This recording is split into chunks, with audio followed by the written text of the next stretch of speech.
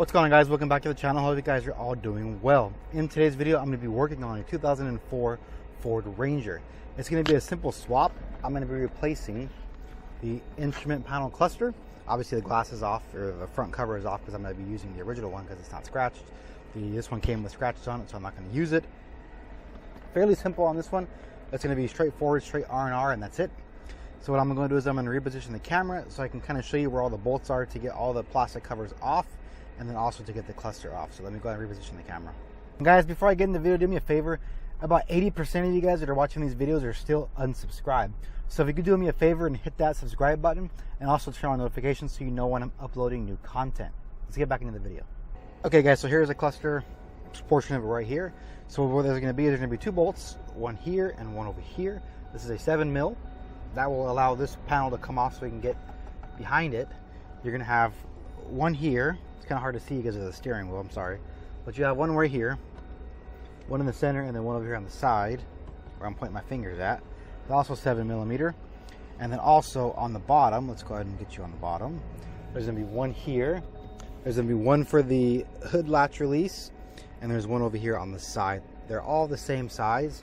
Once you get this past the plastic piece off, there's going to be a metal plate behind it, 8 millimeter bolts hold that in. I believe there's 5, and then right here and then on over here there's another bolt for this piece right here, and this just pops off. So let's go ahead and start taking off all these bolts and get these parts off.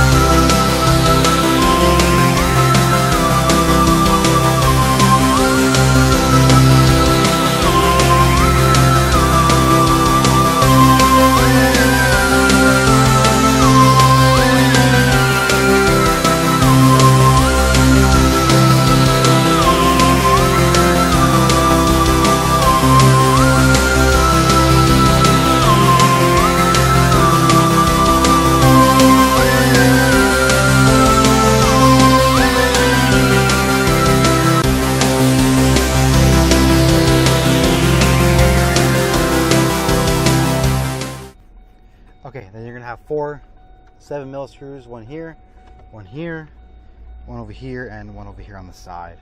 So basically they're just on the sides. If you look at the new one or the replacement one, there's one here, here, here, and here. So let's go ahead and take those off right now.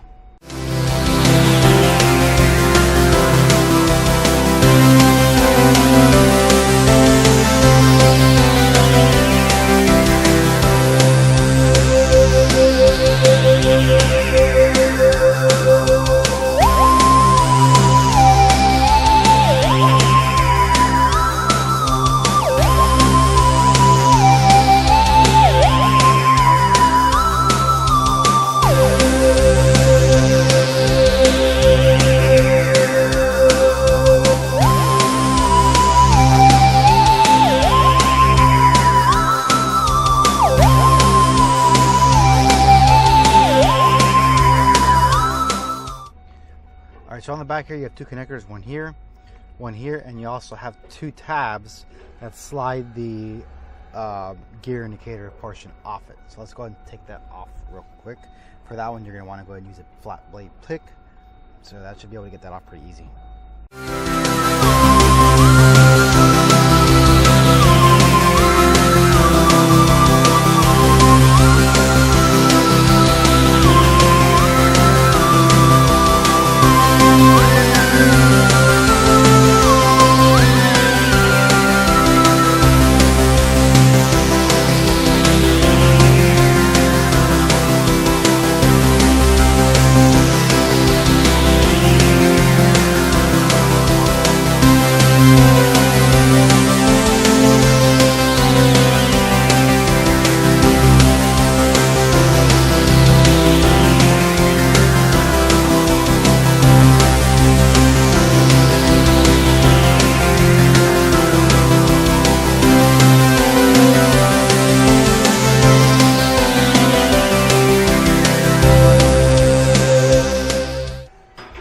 Alright, so the cluster is out. So obviously for the new one, it's just a reverse process.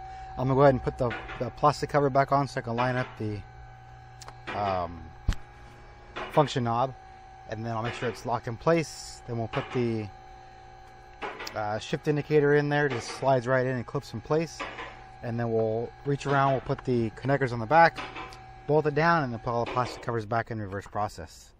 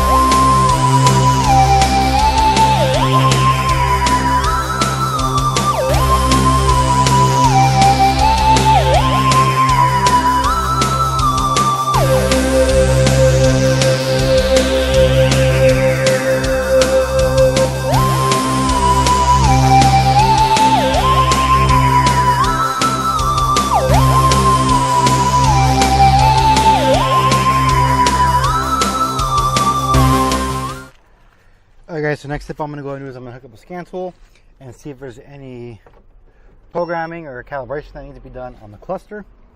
Also, we're going to hook it up and scan for any codes, make sure there's no faults within that cluster, that everything works. So let's go ahead and get the scan tool hooked up. Bear with me.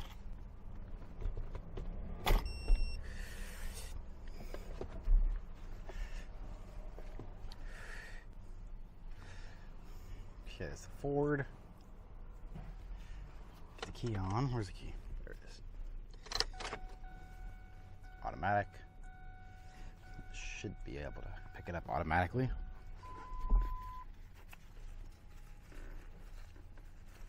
Also, we can wipe down the cluster, wipe down the little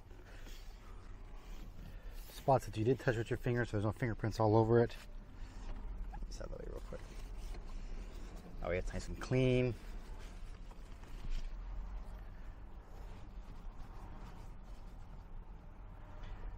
Bear with the scan tool, let it do its thing.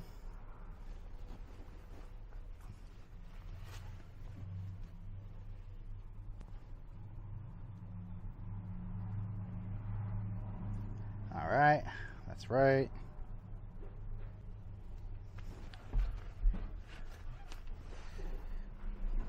And then we're going to get into the IPC instrument panel cluster, scan for any fault codes, make sure everything's working.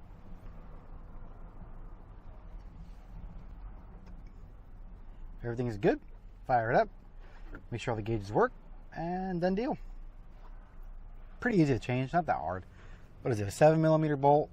It's all around the plastic parts. 8mm bolt on the metal guard, and that's it. A pick just to get one of the sides of the gear indicator off, and that's it.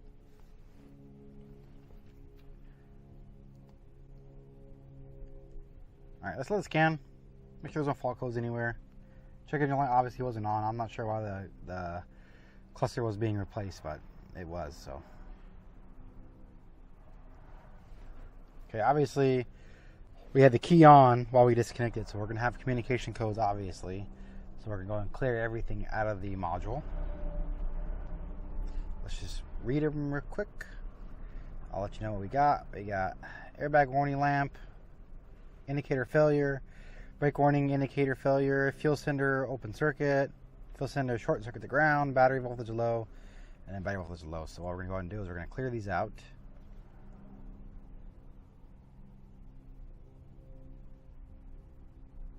Clear them all. Obviously, we disconnected the connectors while the battery or while the key was on, so we're going to have those kind of faults.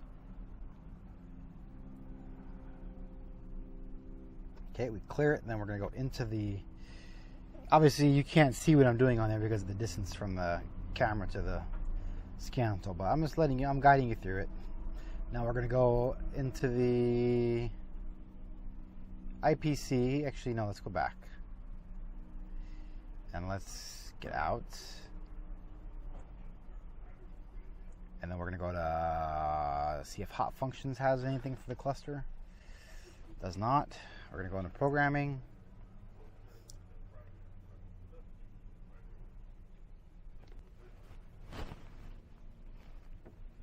See if programming has anything that we can do for the cluster. Maybe it needs to be programmed or just initialized, self-test, whatever it might be.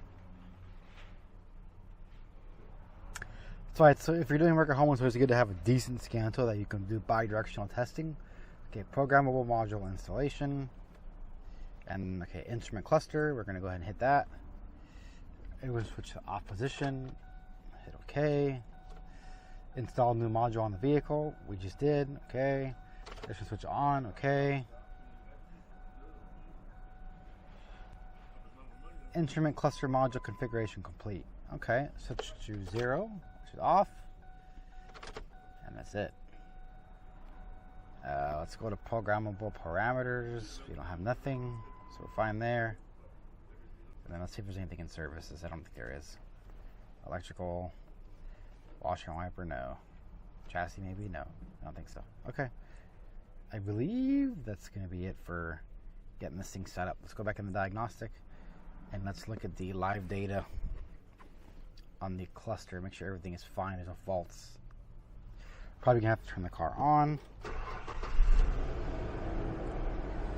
I just want to look at the live data. Just make sure there's no faults.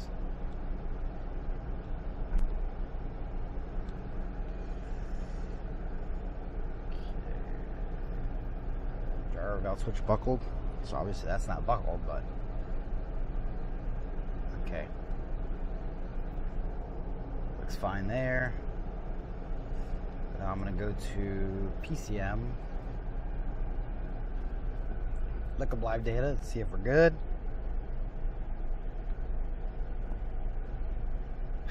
And I'm just going to look at any circuit that has to pass through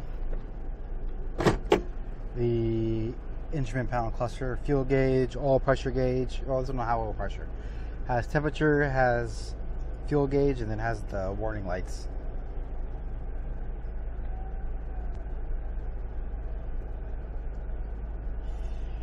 So let's look up coolant temp first. Obviously we're cold because this car's been sitting. Engine coolant temperature 107. It's okay. We're still pretty cold. Fuel tank. Where is the fuel level sensor? It's showing full. So we're at 94%. Okay, so we're pretty damn close to full.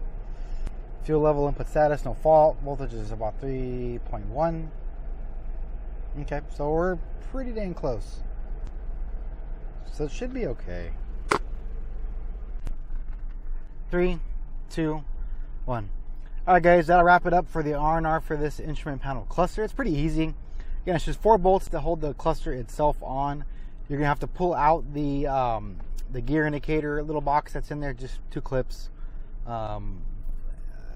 If you're going to be using the original acrylic shield, it just clips right out and then the new one pops right back in. What is it? 1, 2, 3, 4, 5, 6, 7, 8, 9. 9 7mm bolts to take all the plastic covers off, and then 5 8mm bolts to get that metal shield off. And then again, put your car in all the way as low as it can go, which will be in the first gear, and everything will come right out. You don't have to disconnect the headlight switch or the dimmer switch. You just get that part of the panel and shift it off to the side, and it comes right out. Hope you guys found this information useful and or helpful. If so, go ahead and give this video a like. I will see you guys in the next video.